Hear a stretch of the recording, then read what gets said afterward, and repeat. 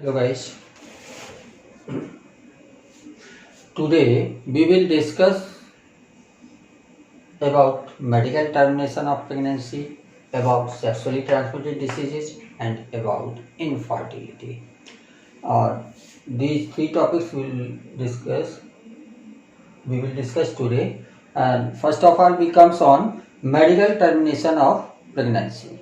Medical termination of pregnancy, in short, called as MTP. Medical termination of pregnancy. आपको बता देते हैं कि ये तीनों जो टॉपिक्स हैं इनमें से ये दोनों टॉपिक जो हैं इनको केवल कभी शॉर्ट नोट पर पूछ लिया जाता है और केवल एमटीपी करके लिख के आता है। तो आपको याद रखना है कि एमटीपी लिख के आया है तो आपको लिखना है about the medical termination of pregnancy. वैसे सेक्सुअली ट्रांसमिटेड डिसीजेज इसको शॉर्ट में एसटीडी करके लिख देते हैं। एसटीडी इसका मतलब होता है सेक्सुअली ट्रांसमिटेड डिसीजेज। तो ये याद रखना है, शॉर्ट फॉर्म इनके याद रखना। तो मेडिकल टर्मिनेशन ऑफ प्रेगनेंसी की बात करें तो medical termination of pregnancy, medical मतलब जब मेडिकली रिक्वायर्ड, टर्मिनेशन मतलब जब प्रेगनेंसी को टर्मिनेट करना हो। तो इंटेंशनल और voluntary termination of pregnancy, intentional and voluntary termination of pregnancy is called as MTP. Government of India legalized MTP. Basically पहले इसको इलीगल माना जाता था। इलीगल इसलिए माना जाता था क्योंकि प्रेगनेंसी अवॉर्ड होने से बहुत से इमोशनल और फिजिकल लॉसेस झेलने पड़ते थे फीमेल को। लेकिन 1971 में इसको गवर्नमेंट ऑफ इंडिया ने लीगलाइज्ड कर दिया, लेकिन विद सम स्ट्रिक्ट कंडीशन, कुछ स्ट्रिक्ट कंडीशन उसके साथ जोड़ी गई टू अवॉइड मिसयूज, ताकि इसका मिसयूज ना हो पाए। इसका मेन मिसयूज जो होता है वो होता है फीमेल फर्टिसाइड्स के फॉर्म में। गर्ल बेबी या गर्ल एम्ब्रियो है तो उसको लोग अवॉर्ड करा देते थे, टर्मिनेट करा देते थे। तो इस तरह की कुछ मिसयूज है, उनको रोकने के लिए गवर्नमेंट ऑफ इंडिया ने कुछ स्ट्रिक्ट कंडीशंस के साथ 1971 में इस लॉ को लीगलाइज्ड कर दिया था। To get rid of unwanted pregnancies, MTP का परफॉर्म कर सकते हैं जब to get rid of unwanted pregnancy, कोई प्रेगनेंसी अनवांटेड है और ये अनवांटेड प्रेगनेंसी किस वजह से हुई? Due to casual unprotected intercourse. Casual intercourse कर रहे थे और अनप्रोटेक्टेड इंटरकोर्स था वो, और फेल्योर ऑफ द कंट्रासेप्टिव, या जो कंट्रासेप्टिव यूज कर रहे हैं वो फेल हो गया। और रेप के केस में अगर कोई प्रेगनेंसी आती है तो उसको टर्मिनेट किया जा सकता है। Also perform where continuation of pregnancy could be harmful और even fatal either to mother और फीटस और बोथ। अगर जो प्रेगनेंसी है उसको कंटिन्यू करने में कोई हार्म हो रहा हो या वो फैटल हो मदर के लिए या बेबी के लिए या दोनों के लिए, तो इस कंडीशन पर भी एमटीपी को परफॉर्म किया जाता है। और जो एमटीपी होती है ये सेफ होती है टू फर्स्ट ट्राइमेस्टर। पूरी प्रेगनेंसी को 3 ट्राइमेस्टर में बांटते हैं। मोटे तौर पे कहे तो पहले 3 महीने, 3 से 6 महीना, 6 से 9 महीने, मतलब 3 महीने में 3 trimester, first trimester, second trimester और थर्ड ट्राइमेस्टर। तो पहले 3 महीने का जो ड्यूरेशन होता है उसको फर्स्ट ट्राइमेस्टर बोलते हैं और ये होता है 3 महीने का, या मोर एक्यूरेटली बोला जाए तो 12 वीक्स का होता है।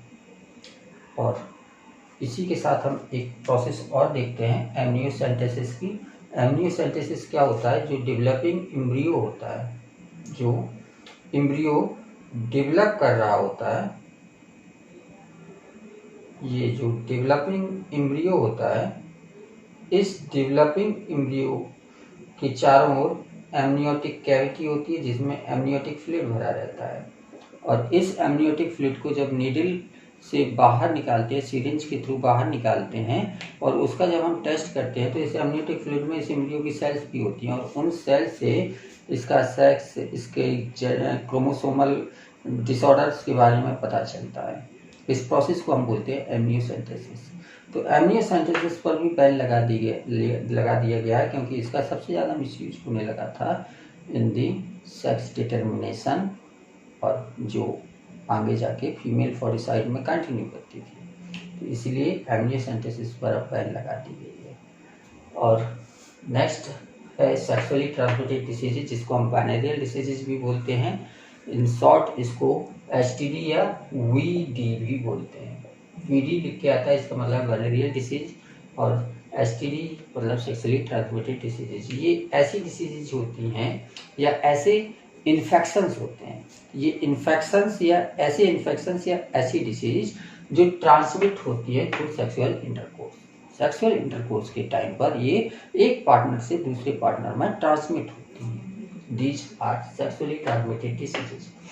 इनमें से कुछ डिसीजेज हैं गोनोरिया, सिफिलिस, जेनाइटल हार्ट, chlamydiasis, genital wart, trichomoniasis, hepatitis B, और मोस्ट पॉपुलरली नॉन एड्स, जो HIV इन्फेक्शन की वजह से होती है। तो ये सेक्सुअली ट्रांसमिटेड डिसीजेज हैं। इनके डिटेल के बारे में जब हम डिसीजेज को पढ़ेंगे तब इन सारी डिसीजेज का डिटेल पढ़ेंगे, कॉजेटिव एजेंट्स इनके पढ़ेंगे, इनके जो सिम्टम्स वगैरह होते हैं वो सब पढ़ेंगे, लेकिन यहाँ पर हमें केवल इनके नाम देखने हैं।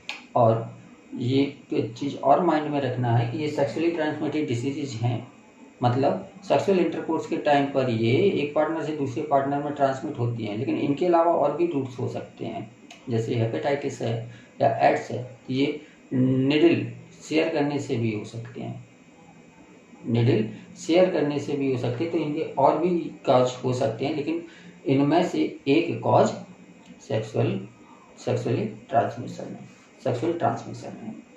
प्रिवेंशन, इनको कैसे रोका जा सकता है सेक्सुअली ट्रांसमिटेड डिसीजेज को? तो इनके प्रिवेंशन के लिए पहला प्रिवेंशन है avoid sex with unknown partner के साथ सेक्स अवॉइड करना चाहिए। दूसरा, avoid sex with multiple partner के बीच में सेक्स अवॉइड करना चाहिए।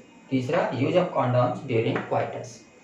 आपको जब बैरियर मेथड बता रहे थे तो तब वहाँ पर बताया था कि ये प्रेगनेंसी को रोकता है, साथ साथ में सेक्सुअली ट्रांसमिटेड डिसीजेज को भी रोकता है। क्यों? डायरेक्ट कांटेक्ट में नहीं आने देता है। तो लास्ट जो इसका प्रिवेंशन है, इन केस ऑफ डाउट, जैसे ही अगर किसी डिसीज के बारे में डाउट होता है, हम क्या करते हैं, तुरंत डॉक्टर्स के पास जाते हैं, जिससे अर्ली डायग्नोसिस की जा सके, और अर्ली डायग्नोसिस करने पर शुरुआत में अगर हमें पता चल गया तो हम उसको ट्रीट भी आसानी से कर सकते हैं। कोई भी बीमारी अगर शुरुआती दौर पर पता चल जाती है तो उसका ट्रीटमेंट आसान होता है। तो ये 4 प्रिवेंटिव मेथड थे। लास्ट टॉपिक है इसका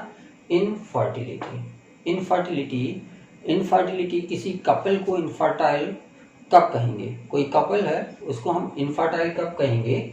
जब वो unable to produce children in spite of unprotected sexual cohabitation, मतलब उनके बच्चे नहीं हो रहे हैं जबकि वो लंबे समय से अनप्रोटेक्टेड सेक्सुअल कोहैबिटेशन में है। तो ऐसे कपल को हम इनफर्टाइल कपल बोलेंगे। और अपने इंडिया में बेसिकली पहले जो फीमेल होती थी उनको रिस्पॉन्सिबल माना जाता था इनफर्टिलिटी के लिए, लेकिन ऐसा नहीं है, मेल भी इक्वली रिस्पॉन्सिबल हो सकता है फॉर इनफर्टिलिटी के लिए मेल भी इक्वली रिस्पॉन्सिबल हो सकता है। रीजंस इनके कोई फिजिकल, कंजेनाइटल, कोई डिसीज, ड्रग्स या इम्यूनोलॉजिकल या साइकोलॉजिकल, कई कारण हो सकते हैं। और बेसिकली ये किसी भी कारण से हो, इसको दूर करने के लिए कई सारी रिप्रोडक्टिव असिस्टेड टेक्निक्स डेवलप की गई हैं, जिनको हम शॉर्ट में असिस्टेड रिप्रोडक्टिव टेक्नोलॉजीज बोलते हैं, ARTs बोलते हैं। इन ARTs की हेल्प से हम इनफर्टाइल कपल को भी चिल्ड्रन या बेबी प्रोवाइड करा सकते हैं। इनमें से कुछ टेक्नोलॉजीज हैं जो हमें यहाँ पर थोड़ा सा डिटेल में पढ़नी है। पहली टेक्निक है IVF-ET, मतलब फुल फॉर्म होता है इसका इन विट्रो फर्टिलाइजेशन, और ET का मतलब होता है इन एम्ब्रियो ट्रांसफ़र। तो इन विट्रो फर्टिलाइजेशन और एम्ब्रियो ट्रांसफ़र, ये प्रोसेस को कॉमनली हम टेस्ट ट्यूब बेबी के नाम से जानते हैं। तो टेस्ट ट्यूब बेबी की टेस्ट ट्यूब बेबी का फॉर्मेशन कैसे होता है, इसमें दो प्रोसेस आती हैं। पहला है इन विट्रो फर्टिलाइजेशन। मतलब टेस्ट ट्यूब के अंदर ओवम और स्पर्म्स का फर्टिलाइजेशन करा के जाइगोट बनाते हैं, और ये जाइगोट को डेवलप कराते हैं up to 8 celled morula stage, 8 celled blastocyst. 8 celled blastocyst,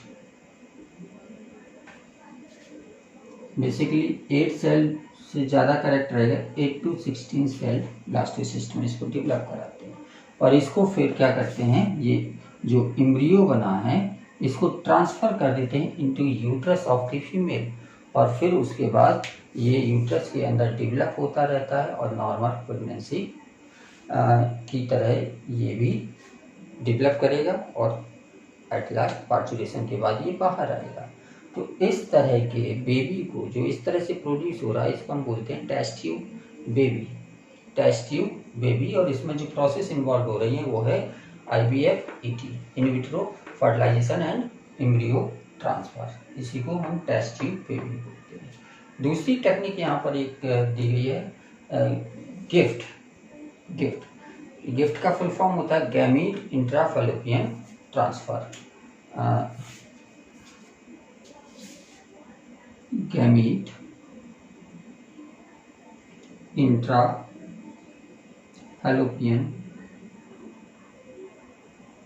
transfer, GIFT, gift बोलते हैं इसको। नाम से इंडिकेट हो रहा है गैमीट इंट्राफैलोपियन ट्रांसफर, मतलब ये ऐसे कपल में इनका यूज किया जाता है जो गैमीट्स बनाने में जिनको दिक्कत हो रही, जिनमें गैमीट्स का नंबर कम है। मान लीजिए मेल है, एंजियोस्पर्मिया है, तो उसमें स्पर्म्स की काउंटिंग कम हो रही है, या कोई फीमेल है जिसमें ओवम का प्रोडक्शन नहीं हो रहा है, तो इस कंडीशन में क्या करेंगे, बाहर से ओवम और स्पर्म लेंगे और फैलोपियन ट्यूब के अंदर उनको छोड़ देंगे। फैलोपियन ट्यूब के अंदर फर्टिलाइजेशन होता है, तो इनका फर्टिलाइजेशन होगा, बाकी का डेवलपमेंट नॉर्मल प्रेगनेंसी की तरह से हो जाएगा। तो ये होते हैं गैमीट इंट्राफैलोपियन ट्रांसफर या गिफ्ट। तीसरा होता है जिफ्ट को हम बोलते हैं जाइगोट इंट्राफैलोपियन ट्रांसफर। जाइगोट, यहाँ पर गैमीट्स हम डाल रहे थे जिसमें फर्टिलाइजेशन के बाद जाइगोट बनता था, लेकिन जो जिफ्ट है, जिफ्ट में हम सीधे जाइगोट ही डालते हैं फैलोपियन ट्यूब के अंदर, फर्टिलाइजेशन कराने के बाद डालते हैं। तो इस प्रोसेस को हम बोलेंगे जिफ्ट, जाइगोट इंट्राफैलोपियन ट्रांसफर। नेक्स्ट है ICSI, intra cytoplasmic sperm injection. Intra cytoplasmic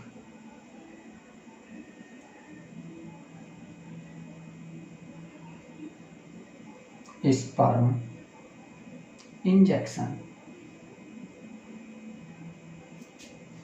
नाम से पता चल रहा है, इंट्रा मतलब अंदर, साइटोप्लाज्मिक मतलब साइटोप्लाज्म। साइटोप्लाज्म किसका, ओवम का। स्पर्म को ओवम के साइटोप्लाज्म के अंदर इंजेक्ट करना, ये प्रोसेस कहलाएगी इंट्रासाइटोप्लाज्मिक इंजेक्शन। इसमें जनरली ये उस कंडीशन में किया जाता है जब ओवम के बाहर की जो जोना प्लेसिडा की लेयर होती है ये स्पर्म्स के लिए इम्परमिएबल हो जाए, मतलब स्पर्म्स का नंबर नॉर्मल है, ओवम भी नॉर्मल प्रेजेंट है, लेकिन तब भी फर्टिलाइजेशन नहीं हो पा रहा था। क्यों नहीं हो पा रहा था, क्योंकि यहाँ पर जो जोना प्लेसिडा की लेयर थी ये इतनी थिक थी कि स्पर्म्स इसको पेनिट्रेट करके अंदर ही नहीं जा पा रहे थे। तो इस कंडीशन में क्या करते हैं, इंट्रासाइटोप्लाज्मिक इंजेक्शन स्पर्म इंजेक्शन के थ्रू स्पर्म को ओवम के अंदर भेज दिया जाता है और बाद में जब स्पर्म इसके अंदर चला जाएगा जाइगोट बन जाएगा और जाइगोट को ट्रांसफ़र कर दिया जाएगा इनटू फैलोपियन ट्यूब या फिर ब्लास्टोसिस्ट की स्टेज तक डेवलप किया जाएगा। उसके बाद इसको यूट्रस के अंदर ट्रांसफ़र कर दिया जाएगा। और इसमें लास्ट है AI, जिसको हम बोलते हैं आर्टिफिशियल इंसेमिनेशन। आर्टिफिशियल इंसेमिनेशन की प्रोसेस जो होती है ये भी उन पेशेंट्स में की जाती है जिनमें एजियोस्पर्मिया का केस होता है। दो कंडीशन होते हैं, एजियोस्पर्मिया और ओलाइगोस्पर्मिया। एजियोस्पर्मिया और ओलाइगोस्पर्मिया।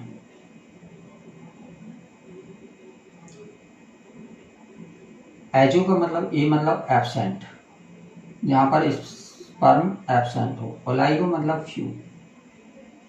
तो एब्सेंट का मतलब ऐसा नहीं है कि बिल्कुल ही ना हो, नंबर अगर उनका बहुत ही कम है तो उसको हम एजियो मान लेते हैं, और जब कम होते हैं, बहुत कम नहीं, कम होते हैं, तब उसको हम ओलाइगो मानते हैं। तो इन दोनों कंडीशंस में भी कई बार फर्टिलाइजेशन के चांस नहीं होते हैं, फर्टिलाइजेशन नहीं हो पाता। रीजन क्या होता है कि स्पर्म्स जो वजाइना के अंदर छोड़े जाते हैं वो फैलोपियन ट्यूब तक जाते जाते काफ़ी हद तक ख़त्म हो जाते हैं। बहुत कम स्पर्म्स होते हैं जो फैलोपियन ट्यूब तक पहुंच पाते हैं, और नंबर इनका पहले ही से कम है, तो हो सकता है कि स्पर्म ना पहुंच पा रहा हो। तो इस कंडीशन में हम क्या करते हैं कि ये जो एजियोस्पर्मिया ओलाइगोस्पर्मिया वाले पेशेंट हैं उनके सीमेन को कलेक्ट करके उनके स्पर्म काउंट को कंसंट्रेट करते हैं। मतलब उसमें कंसंट्रेट करेंगे तो क्या होगा, स्पर्म का नंबर बढ़ जाएगा, पर ml सीमेन में स्पर्म का नंबर बढ़ जाएगा, और फिर उसको हम आर्टिफिशियल मेथड से या तो वेजाइना के अंदर या यूट्रस के अंदर उसको ट्रांसफ़र कर दिया जाएगा। और इस प्रोसेस को हम बोलते हैं आर्टिफिशियल इंसेमिनेशन, क्योंकि इसमें जो इंसेमिनेशन कराया गया है वो आर्टिफिशियल तरीके से कराया गया है। मतलब वेजाइना के अंदर जो स्पर्म छोड़ा गया है वो आर्टिफिशियल मेथड से छोड़ा गया है, इसलिए इस कंडीशन को हम बोलते हैं आर्टिफिशियल इंसेमिनेशन। तो ये this is all about fertility. इसके साथ ही ये चैप्टर भी कंप्लीट होता है। आप लोग क्वेश्चन करिए, जो भी डाउट हो उसको डाउट क्लास में क्लियर कर लीजिएगा। Okay, thank you.